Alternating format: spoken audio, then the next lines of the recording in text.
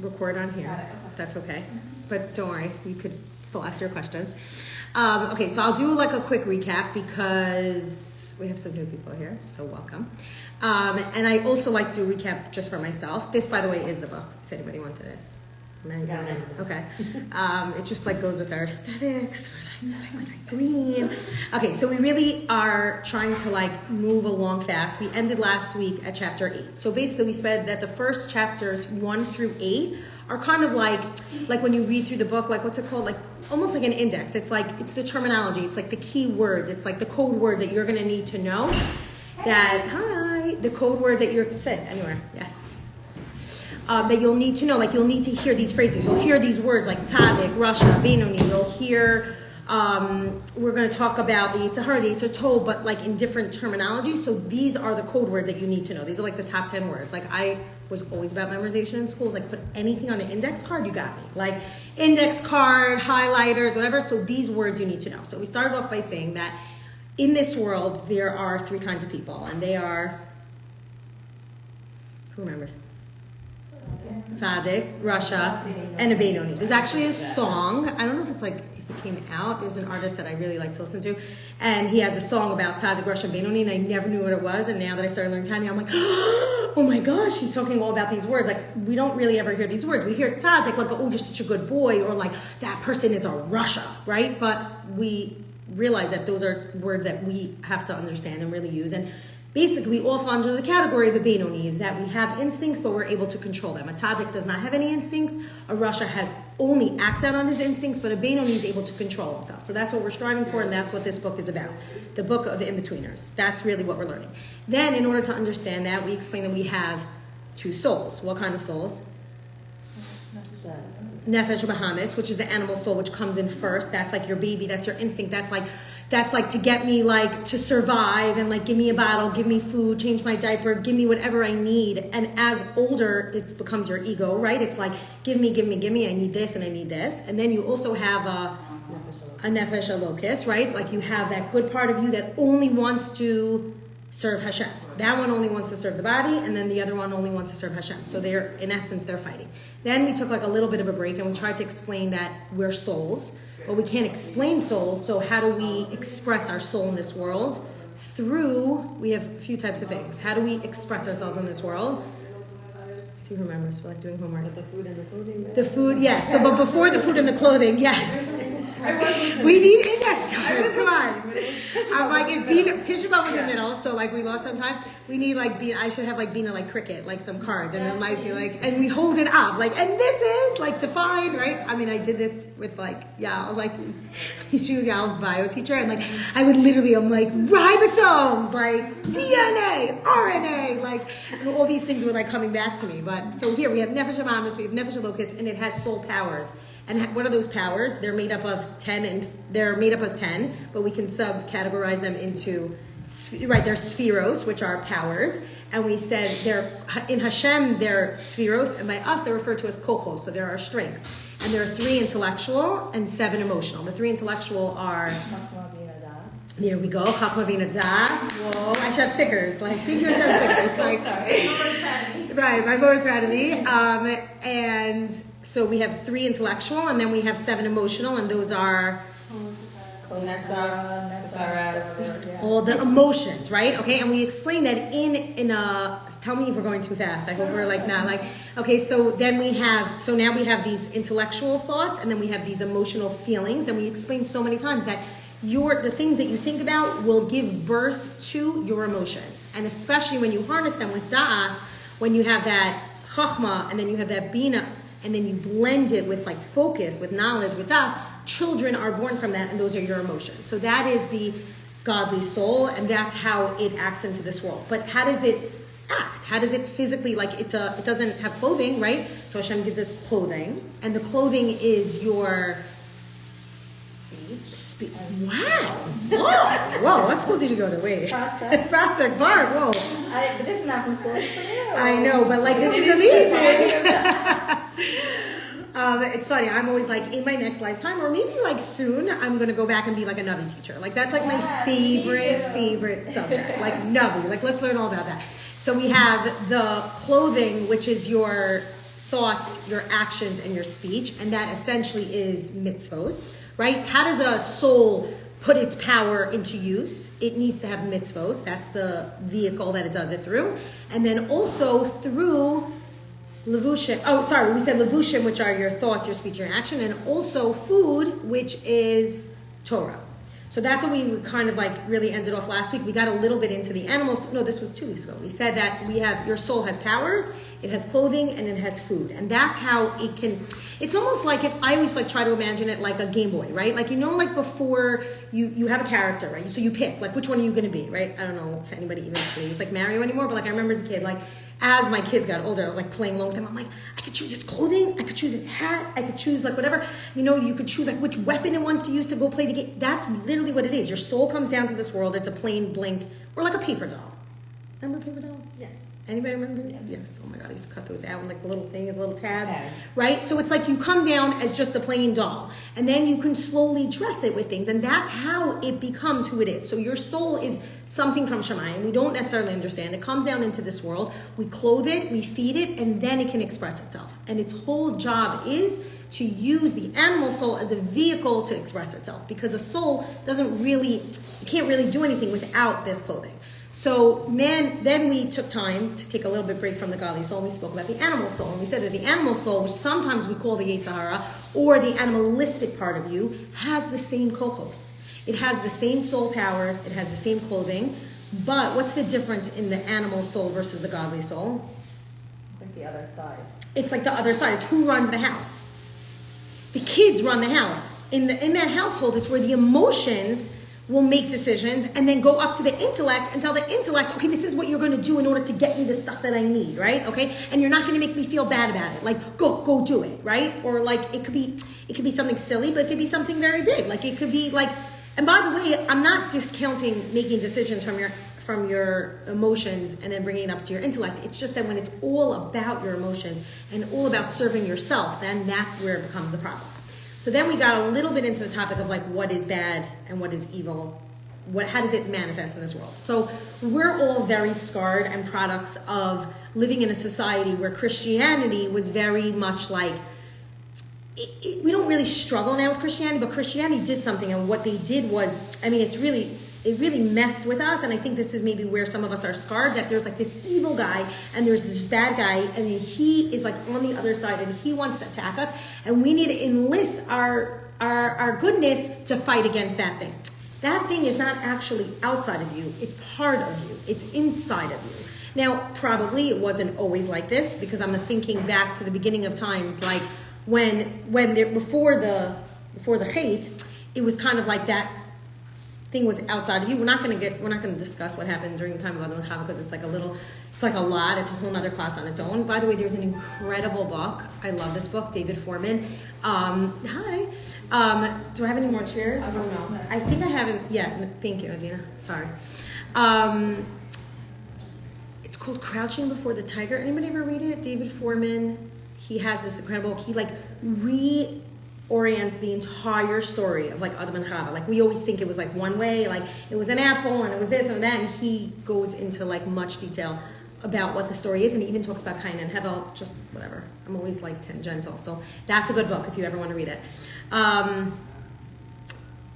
Either ways, sorry, what was I saying? Oh, okay, fine. So we're talking about bad. So we explain a little bit what is bad. So we think that bad is like this evil, scary character, somebody with a pitchfork, right? And we explain that bad is not that. Bad is just not surrendered. Kedusha and holiness is surrendered. What does that mean? It means that everything that I see in this world, I can harness it for the good and find the good in it, find the light in it. Where I don't, where the opposite of that, unholiness, not Kedusha, would be considered something where I let myself or my animal soul get the better of me.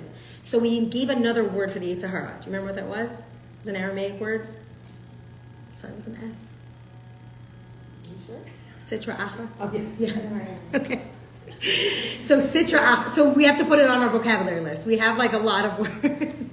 I'm going to like I'm going to give you like index cards, and like we'll get big ones. Like, like in school they used to have those, what are they called?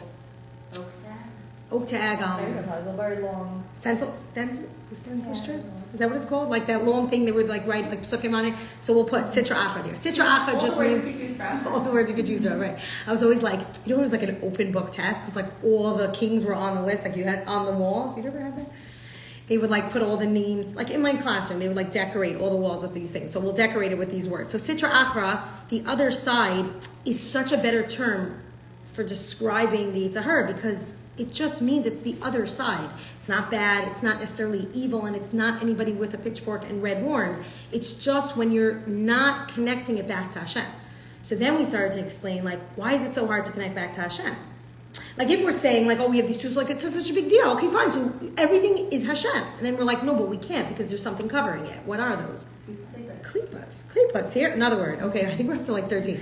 So another word, klipa. Klipa is a husk. It's a layer. It's something that's covering it that doesn't allow you to see Hashem in it. So let's say you take an orange, right? An orange is a very thick peel. You can't see the inside of it, that there's going to be 10 yummy segments of an orange. You're only going to see a thick peel that you're like, I never want to peel this because I'm going to smell like oranges for the rest of the day. Or you could look at a grape, which has a thin klipa, which you're even able to look at it at the light, and you're able to see godliness just by lifting it up and looking at it at the light. You know, you have children that you look at them and you're like, where's the godliness in this? Like, this is a temper tantrum. This is not Hashem. And then the second you get into that zone, you start thinking, your sitra achra starts saying, yeah, because, you know, Faigy, like, you weren't a good girl, and that's why you have a kid, like, you know, throwing a tantrum. And then you're like, oh my gosh, it's my fault, it's her fault, No. Whatever's supposed to be happening, that tantrum that's happening is happening for a reason. And there's a husk over it. There's a peel. So peel off. What is it? What is that barrier? And I really loved, I know Mary's not here now, but like what she was saying last week was that like so many times we think we have to peel off husks from other people. Like, oh, she's a very difficult coworker, or like a hard mother, or a difficult situation. And you're like, oh, I should peel off her klipas. No, maybe you have your own personal klipas that you need to take off in order to connect to that person. So it's like so many times it's easier to identify the problem, peel off the husk, and then move on to the next thing.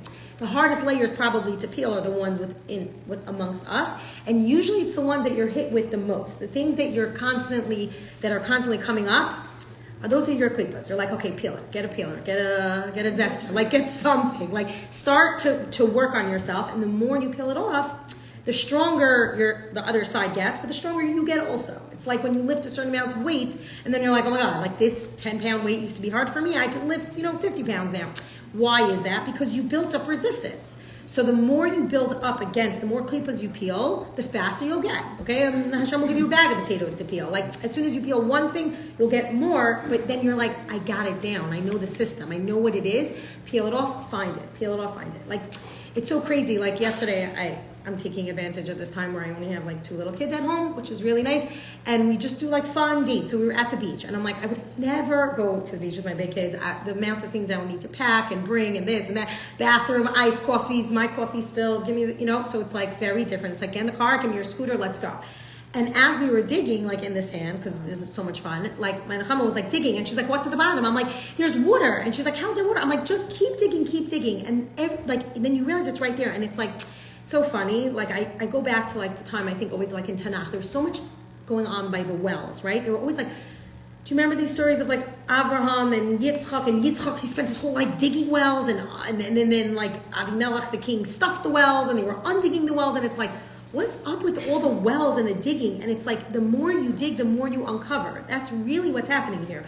We were given an animal soul to cause this disruption, to cause the peeling. We were given peels to peel, like husks to peel off, so that we can work on ourselves. Because if you think about it for 1 second, I think we said this last week, like the neshama, the godly soul, we always think he doesn't want to be here, right? Because he just wants to be back up in Shemayim. But then we explained through this development of really understanding what Ra is and what Sitra Achra is and what the animal soul is, you start to realize, 1 second, the godly soul can't do much up there. He's just like, he has like front row tickets to like Broadway show, Remember as kids, we used to always go to like, did anybody do this like TKTS? And like, you get the front row, like a student ID. Like, we would be like the front row of a Broadway show and be like looking up, like literally in the orchestra. But like, that's literally what it is in Shemayim. It's like you have a front row seat to watch and bask and learn from Hashem. But no matter what, that neshama up in Shemayim is an observer. It's not in the show. It's not the main actor. He's not the one performing. He's observing. He's watching. Now, is that considered oneness? If you're watching. If there's an observer, it automatically means like you're one step removed, right? If that's what we describe like Shemayim, like in Shemayim, we say that like in that world, it's going to be, we're all going to be Nana Mizeh Hashchina. We're going to be sitting and watching. But that's not Yichud, because that means someone's on stage and I'm watching them. They have a microphone, they're performing, I hear them. They're singing, they're dancing, I'm watching them.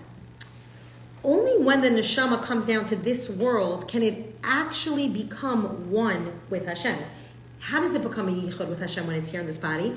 Because it channels the animal soul and it uses it as a vehicle to become one. So like Shais Tav gave this example, like if I want to pick up my phone case, right? Like I have an idea in my head, I will my hand to pick it up, and now I have it. Now I am able to fulfill the role of what my arm needed to do, but I'm part of it. It's like I'm watching the show, but I am the show, I am the main character. Do you realize? It's like you go from sitting and watching the Broadway show, from being one step out, to actually being the main character when you're here. Does this make sense? Yeah, it's a very hard concept to explain yichud, but when you realize that you channel something and then you become the conduit for it, that's yichud. That's what Hashem wanted. That's God's will. Like, we keep thinking like, oh, this world is a truckland, this world is a doorway to get to the next world, which is going to be Olam Haba. If you stop for 1 second, and this is why I'm like a little bit like Tanya's a little daunting for me, because I'm like, you can't unhear this information. Remember we were talking last week that like when you ingest Torah, like it just becomes part of you. Now that you know that you're using your godly soul to the greatest capacity in this world, like how does that change you? Like you can't walk out of here and think like, oh my, every single thing that you're doing is yichud with Hashem. It becomes one with Hashem. By the way, that's what the Baal Shem Tov said, that like when Mashiach is going to come, when we are all can make yichudim. What does that mean? When we can all be, when you use every ounce of your animal soul and harness it to let the godly soul express itself through it, that's it, you're done. If you take a second to like look at your spouse or look at your child or look at a parent or look at a coworker and like say 1 second, what's my role here? What's my purpose here? I'm supposed to be connecting to this person because then you're like, oh my God, it becomes so easy. It becomes like lifting weights. It becomes like every interaction becomes one where I just want to be a conduit. So now the question is, we have these two parts of us that we know that we're in constant battle, and we are trying to explain how do we live with this. Like we gave that example of like Rivka with her twins. Like how did she live with Esav and Yaakov in her stomach? What was that feeling like all the time? And we'll explain it as we move on into the next chapter, chapter 9. Okay, so that was like literally just a recap of like 1 through 8. Does that make sense? Okay, now I feel like we'll start to get into like the actual practical Tanya. Obviously, this is only part 1 of the book, but now that we have all these terminologies, it's like we're going to be using those words and we'll use them like swiftly. Like it becomes like, it really becomes like beautiful. It's like beautiful to learn. Okay, so now that we know these terminologies, we can go on into chapter 9. I'm just going to read it for 1 second because like, do you see? I mean like sparkles over here. I want to just read a little bit because he actually gives a story, a mashal, brings it down from Shlomo HaMelech in Koheles. By the way, there's so much in Koheles. Like I feel like it's one of those megillas that we like never really learned. Like I mean, like Esther, great, and like, do you know what I mean? Like Koheles is I never learned too much, so maybe we can learn a little bit more.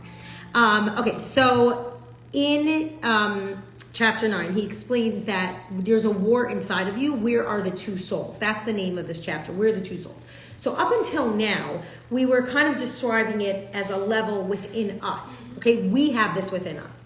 Now he starts to go like macro as he explains like how the rest of the world, these two souls are not just like a personal problem. It's like a global problem. It's like things that everybody's struggling with and everybody's feeling with it. Sometimes I like to give personal examples because I feel it within myself, but really this is something that the whole world is struggling. So he gives an example of a city, okay, of a small city where there's two kings, okay, this isn't Koheles. He says there are two kings and they're both fighting to have control over this city. So, okay, right away, who's the city?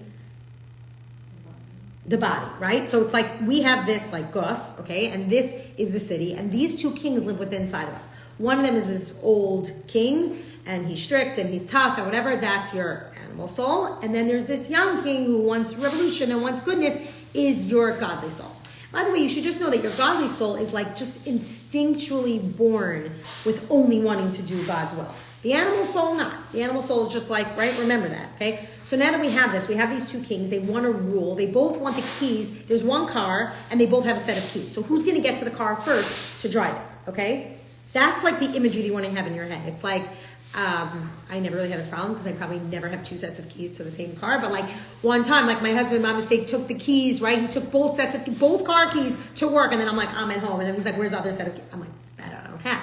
But in this mashal, they have both keys, right, to the van. And it's like, who's going to get to the car first? So we are realizing we're this body, we're this car. Who's going to be the first one? And I like to think about this sometimes. Like, who am I going to let into my head first thing in the morning? Like, do you ever get into like a mood just to be in a mood? Like, sometimes I'm like, why am I in the mood, right? And it's like, am I hungry? Am I tired? Am I grouchy? Was this one mean to me? You know, this one gave me criticism. This one was not like, and it's like, what am I going to let into the door at this moment? And we think that we always have to open up the door, but we learn in, I think, chapter 3 or chapter 4 that you don't have to, the things that you think about will affect your emotions. So you don't always have to open up the door to thoughts or things that are feeling. You could say, like, right now, I'm going to close that. It's just like a good visual when you're feeling super overwhelmed, and I'm sure every single one of us are, where you're just like, I know I have to do this and I have to do this. Just close it. Just close the tabs on the computer. You know, those people who have 100 tabs open on their phone, like, and then you're like, come on, let me close these for you, right? So that's what you have to do. Just sometimes close it. But the race in the morning when you wake up is who's getting into the car first. Is it the old king? Is it the young king? Who is going to have control? Now, here's the thing with these kings, and he explains this so beautifully. Like, once that king sits in the driver's seat, it could be he has the car for the whole day. Because all he wants to do is the exact opposite of what the other wants to do. One wants to just make brachos and wear tefillin all day and like daven, and happens to be yesterday, I don't know what it was, but I washed and benched like for every single meal. I like, sometimes I just don't eat breakfast or whatever. I like washed for breakfast, lunch, and dinner. I was like, whoa, it's a lot of benching. I'm not sure what's going on, but I was like, obviously I let my neshama locust, like that's my, by the way, this is like my Tanya brain, like, Faigy, like your nefesh locust just wanted to bench. Like, do you know what benching is? So it made you make fresh challah in the morning. My friend, actually, we had a challah bake Monday night in the city, so she sent me home with challah, so I made challah. Then, of course, I decided to put up my sourdough because, like, it's Tuesday and my kids are not home, so I made sourdough. I'm like, I have to taste it, like, because last few times I forgot to take off a little starter, so it was a little sour. So, right, and it's like all of a sudden I'm realizing that all I'm doing is feeding my nefesh locust, and I'm like, he must have gotten in the car first this morning. Okay, yes, then he took over a little bit, you know, whatever, an Uber came with my nefesh habahamis, but you have to think about that. When one is in control, hi, is that so late? We just finished our recap. I think there's another chair over here. Wait, I just lost my train of thought. We were saying, when one gets into the car for the whole day, it's usually there because what it wants to do is the exact opposite of the other wants to do. The other wants to do just to feed and stuff its face, and the other one, just wants to elevate all its food. So it's like the two of them, how do you control this? You have this inner battle inside with you all the time. Like one's agenda ends up killing the other. You know, like those like jokes, like I could tell you the ending, but I'm gonna have to kill you. That's literally what it is. It's like I'm gonna win by the end of this day. Like I'm gonna be the king of the city, and I'm gonna rule over it, and you're gonna be dead. That's how you're gonna know that I won. So that's what you have to think about. It's literally like a battle. Like you have these two like armies inside of you. Okay, so the godly soul's in the body, and really, we explained like right before, as uncomfortable as it is, it realized that it's gaining because now it became the actor. It became the main character. It became literally the whole reason the whole Broadway show was about. It became that character. So the godly soul has a dream that it's going to rule and control and be everything. And the animal soul is like, my dream is that I'm going to rule over the whole city. But in the end, we know what we try to do, and that's this constant battle. Okay. So this idea of this imagery of this war is something that goes on within a Beinoni. Now we're going to take a minute, we're going to go back to like literally to chapter 1 and explain what a tzaddik and a rasha is. Okay? So we have the imagery of this king, this young king, and this old king that always wants to get into the car first. Now the question is that we describe as the Beinoni, but who is these figures of like tzaddik and rasha? Who are they? Right? So if you would like imagine for 1 second, let's go to tzaddik first. Okay? That's chapter 10. What does a tzaddik look like to you? Holy. Doesn't like not involved with gashmias. Not involved in gashmias, right? Or 1 second, even better. Only involved in mitzvahs, Torah? Only involved in mitzvahs and Torah, but somebody who uplifts the Gashmias, right? Remember we said last week that when you peel off like a klipa, right? You're able to find the goodness within inside of it.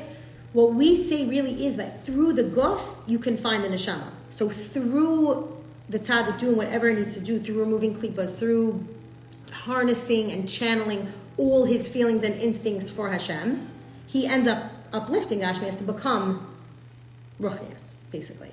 He makes Gashmias Ruchnias. He makes it one. We described like big tzaddikim. You see, like they were totally not. They didn't care about food and right. Those are more like the let's fish tzaddikim. I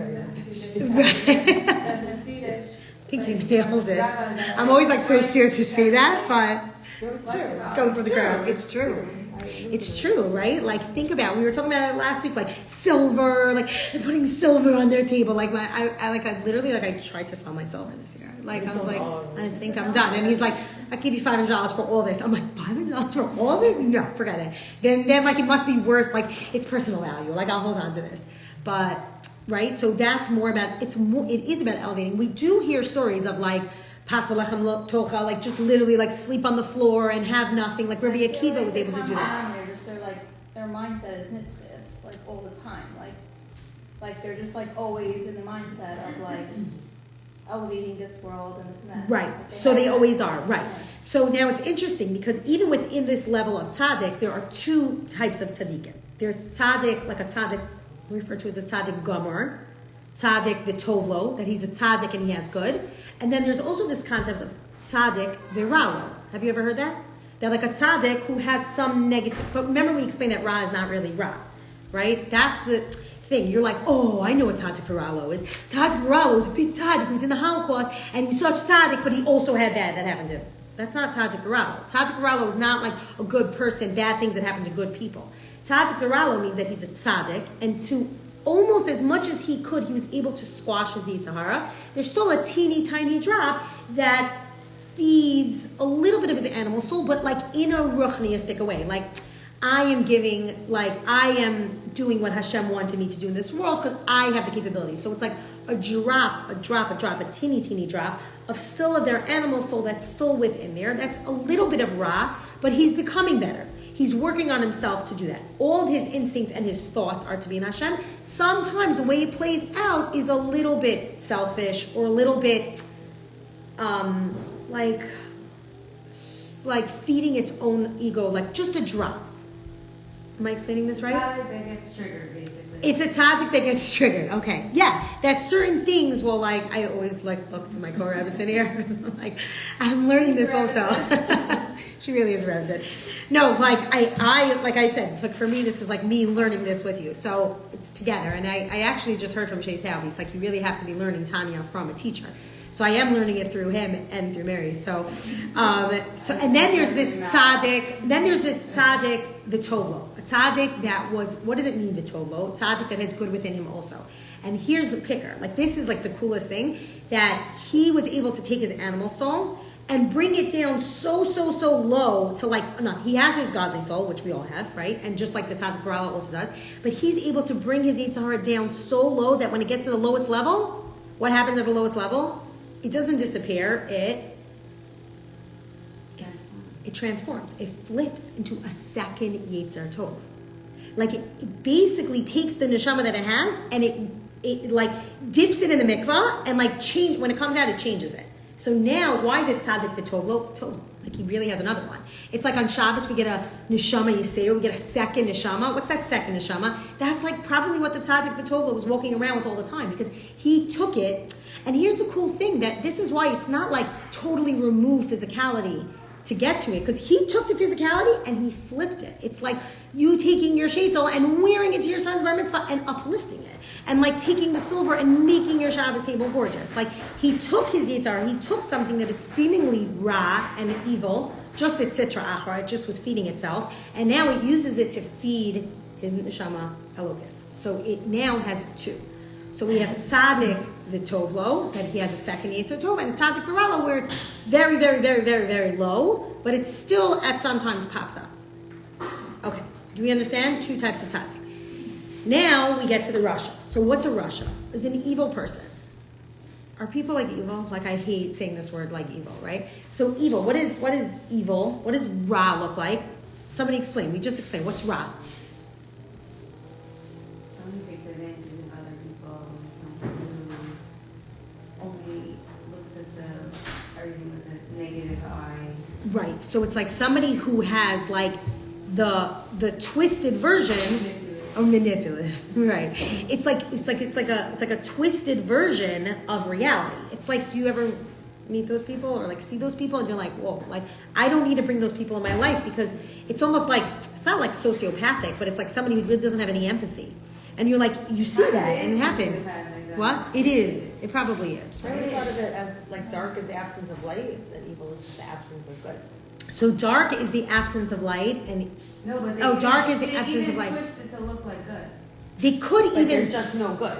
There's just. It's It's a narcissist. So you know what? Actually, let's explain it between the two types of Russia. So there's a Russia. There's somebody who does something wrong. So let's say like I go through red lights like all the time. Like that's just my thing, right? So am I a terrible person? No, but I involve myself in doing wrong things. The light on the corner here is 16 minutes, literally, and like if you don't go through it, like for sure you can make it red on red, for sure. But like sometimes even a left on red because it doesn't. So it's like, am I a bad person? I engage in risky behavior. I do something that's wrong. I say like Sasha every time I do it, but like I do it, right? So it's like, how bad am I?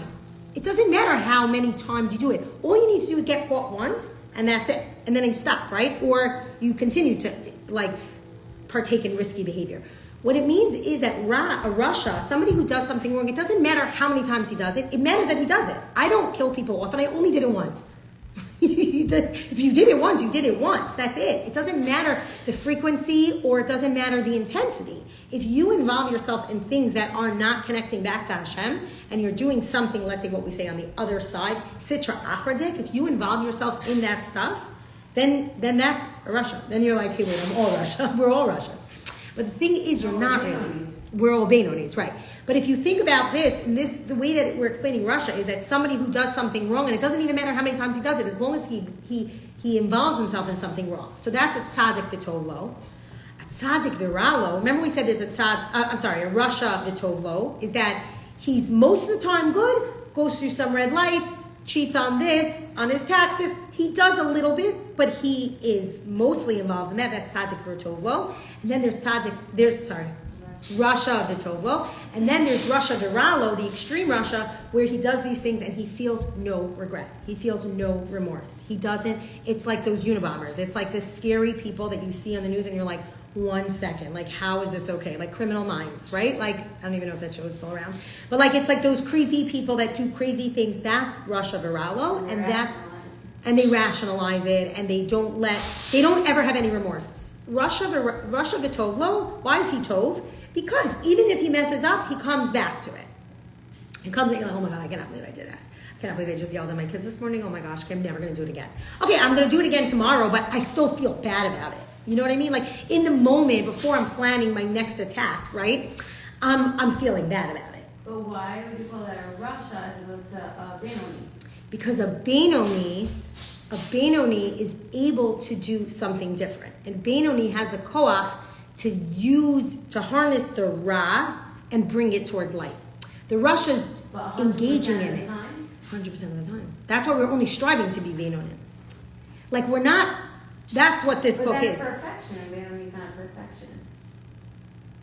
But we don't want it. Do we want to be perfect, or we want to just be in betweeners? We just want to be in betweeners. But if you're saying they never slip up, then that's a tzaddik. But they slip up. No. Okay. So it's hot. Okay. So there's two types of tzaddikim. So one tzaddik that's able to. Say it again. Basically, what I think of Benoni is that they are always moving in the direction of lifting up and elevating and trying to do the right thing and all that. But if they slip up, they don't get stuck in it and say, "Oh, I'm bad. I guess I'm a Russian now." They're able to bounce back and say, "That wasn't me. I'm going to do better next time." So that would be the strive for Benoni. Because a Benoni ultimately is somebody who has all the instincts of a Rasha, but does not act upon it. Now, we don't get stuck in one zone. The way that I was understanding it is that you don't get stuck in one zone.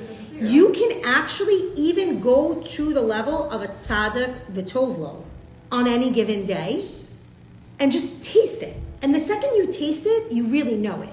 Like, think about the times where, like, you did something, like, totally shem shemayim. It felt so good. It could have been for 30 seconds, but it's a point of reference where, like, I could get there.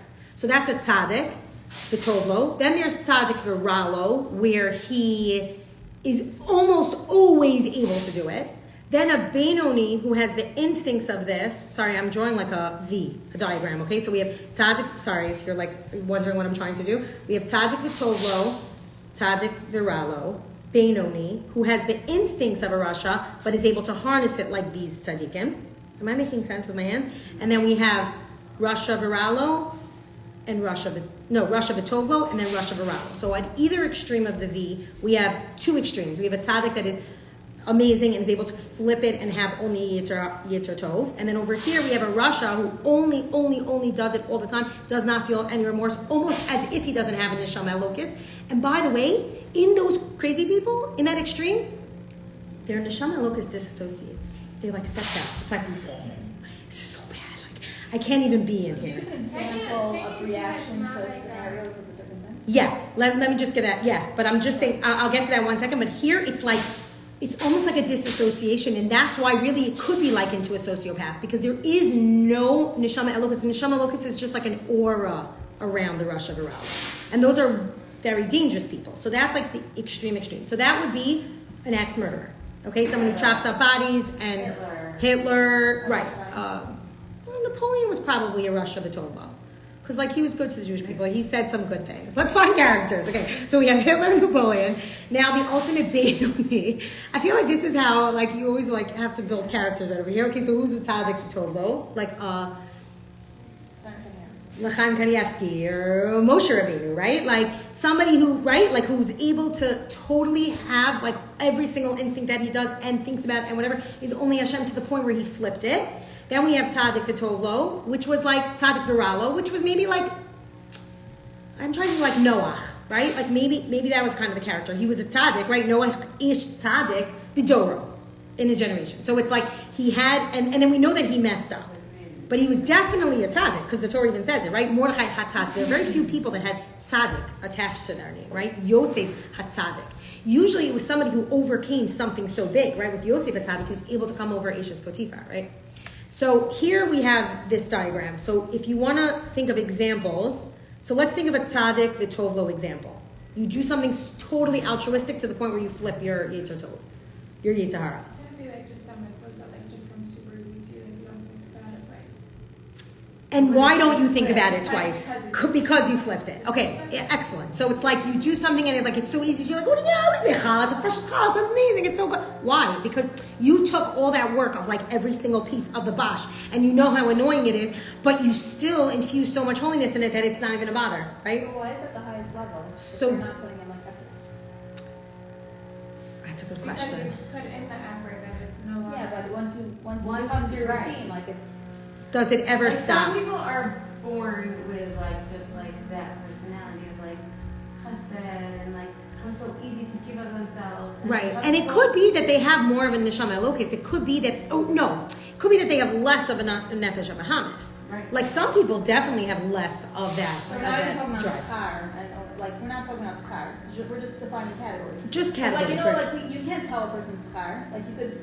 I was actually at the Right. Shabbaton, and there was like a woman speaker, and she was like giving the girls such chizuk that they're having such schar because they have such big challenges as being a teenager. So here, coming that, out of this world. so that, by the way, is really the strongest concept. That the more Yitzhahara you have, the more Right. klipas that you have, the stronger, the deeper you went, the higher you'll be able to go. So we're not even necessarily striving to be tzaddikim. No, we're not. What are we striving to be?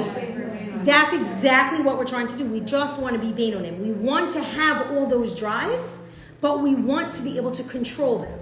That's the Beinoni. So that really is the perfect example. We're not striving for perfection. We're not striving for either edge. We're striving just to be here in the middle where I have the instincts of the Rasha, but I'm able to control them like the Tzaddik.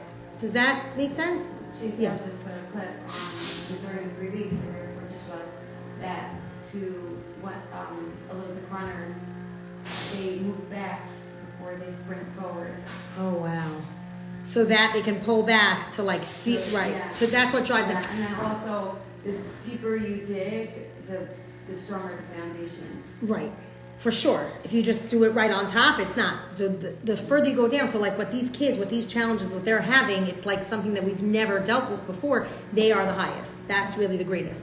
But also what the Tzaddik Gomer does. Yes, there's a song. You get, which one is it? You have to fall down in order to get back up. Right. So Yeah, right. also- All the songs, by the way, like the tomorrow. also the tomorrow. Every song that we put out through Thank You Hashem is like all these concepts, like whether they're in Tanya or Breslau Chassidus, whatever, but like they're all so real, and it's really what our generation is feeling. Like this is really what we need.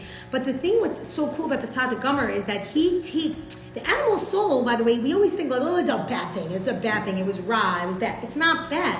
The animal soul is not bad. It just needs to be channeled. So what the Tzaddik Gomer does is takes the entire life force that wants to live and enjoy this life and exercise and eat good food, and it just caps it with goodness, and it tightens it, and then it goes. And it's like you have those moments. So I always think, like, for me, like what I take most out of these 2 chapters of like 10 and 11 of learning about a tzaddik and rasha, and we're saying we're not tzaddikim and we're not rasha'im, we're beinonim. But I want to take a little bit of this, and I want to take a little bit of this, and I want to be able to harness my things, you know, for that. And I don't want to totally disassociate where my neshama locus comes out of myself, even though sometimes we're like, wow, I wonder what that feeling would feel like. Like, we think that that's like freedom, right? We're like, there's nobody making decisions, and my nefesh locus leaves me. And then you're like, oh, I'm left is with this not nefesh Bahamas. Like, you've also tapped into moments like that at some point in your life, even when if it was a baby, when you were only nefesh Bahamas. So the point of these chapters is to teach you that there's other seasoning out there. It's not just like you could sprinkle a little bit of this and a little bit of this, and that's how you attain perfection. And perfection in this book is not to be a tzaddik. Perfection is not to go to the other side to be total Rasha. Perfection is to take a little bit of this, a little bit of this, and to be a perfect Benoni is like our ultimate goal. Like, I can't imagine anything more. Like, that would be like, even like for that would be enough, you know? Okay.